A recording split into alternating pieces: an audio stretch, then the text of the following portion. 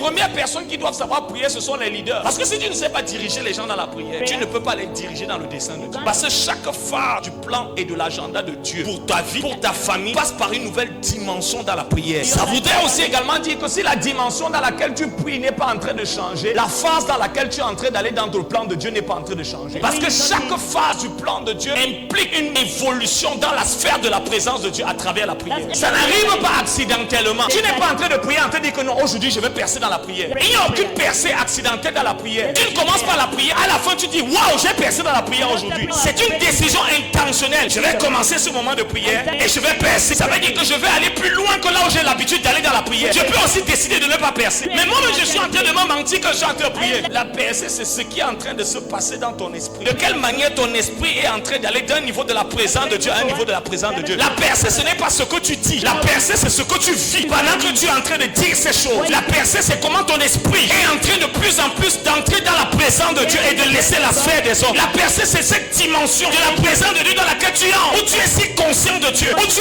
commences à absorber Dieu, à porter Dieu, jusqu'à ce que tu sois capable d'apporter Dieu dans tes circonstances. La percée, c'est cette dimension de la présence de Dieu dans laquelle tu entres, au point où tu absorbes Dieu, portes Dieu et es capable d'apporter Dieu. Tu entres, tu absorbes, tu portes et tu apportes Dieu. Donc il n'y a pas de percée sur la base de ce que tu dis.